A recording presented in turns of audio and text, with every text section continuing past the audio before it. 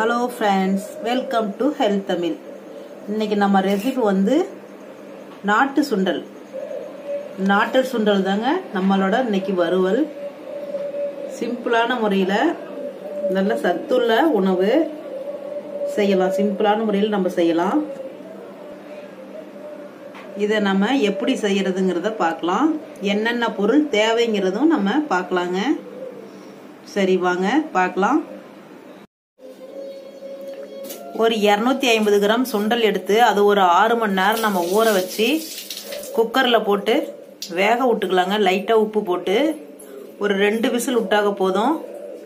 பாருங்க அந்த மாதிரி தான் ஒரு 6 மணி நேரம் ஊற வச்சு குக்கரில் வேக போட்டு எடுத்து வச்சுக்கிட்டேன். இதை வந்து நம்ம இப்போ வறுவல் பண்ணிக்கலாம். இது வந்து கொண்ட கடலைன்னு சொல்லுவாங்க. வெள்ளை சுண்டலில் இருக்கிற சத்தை விட இந்த சுண்டல் வந்து சத்து அதிகமாக இருக்கு.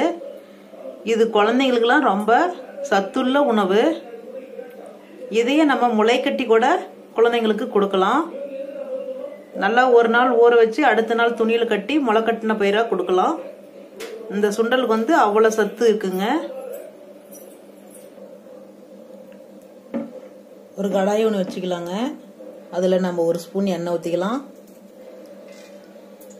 எண்ணெய் காஞ்சதையும் கடுகு போட்டுக்கலாம். ஒரு ஸ்பூன் கடுகு,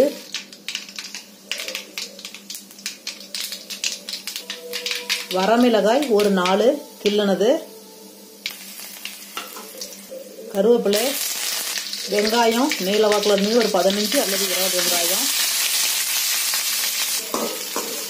சின்ன வெங்காயம் பெரிய வெங்காயம் எது வேணாலும் போட்டுக்கலாங்க. நான் சின்ன வெங்காயம் தான் போட்டிருக்கேன். ஒரு 20 வெங்காயம் போட்டிருக்கேன். வெங்காயம் நிறையா போட்டு கொடுத்தா ரொம்ப டேஸ்டாகவும் இருக்கும். பிள்ளைங்க வெங்காயமாக விரும்பி சாப்பிடுவாங்க.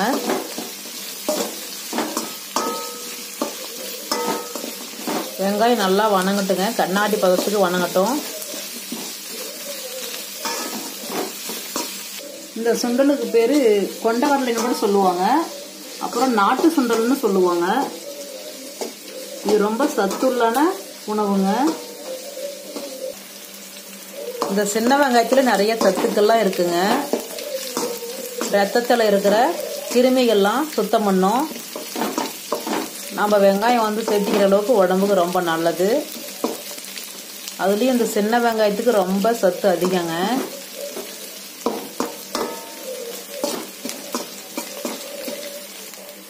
இதுல மல்லித்தூள் ஒரு 1/2 ஸ்பூன் சேர்த்திக்கிறேங்க.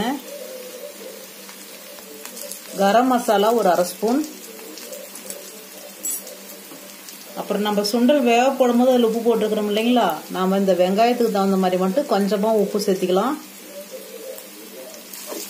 ஏன்னா இப்போ சுண்டல் வேக போடும் போது அதுலேயும் உப்பு ஆட் பண்ணியிருக்கிறோம். அதனால இந்த வெங்காயத்துக்கு தகுந்த மாதிரி இதுக்கு மட்டும் அளவான உப்பா நம்ம போட்டுக்கலாம்.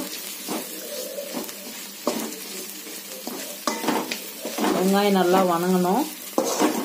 வெங்காயம் வணங்கினதுக்கு அப்புறம் தேங்காய் பூ கொஞ்சம் போட்டுக்கலாம்.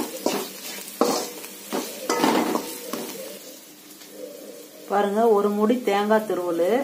இந்த பூ நம்ம வந்து சுண்டல்ல ஆட் பண்ணிக்கலாம். வெங்காயமும் நல்லா வணங்கிடுச்சுங்க. இப்போ நம்ம தேங்காய் பூவை போட்டு கலக்கிக்கலாம். நல்லா தேங்காயும் நல்லா வணங்கட்டும்.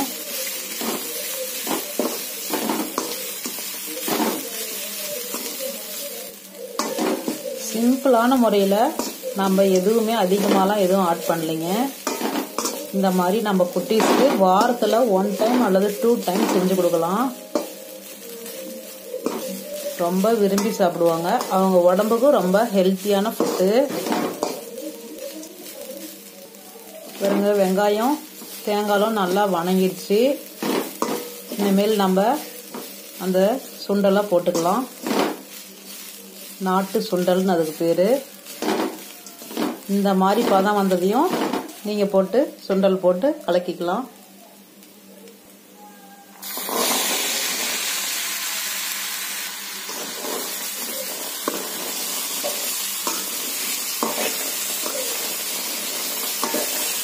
நாம் இது ஒரு 1 மினிட்ஸ் வணக்கணும்னா போதுங்க.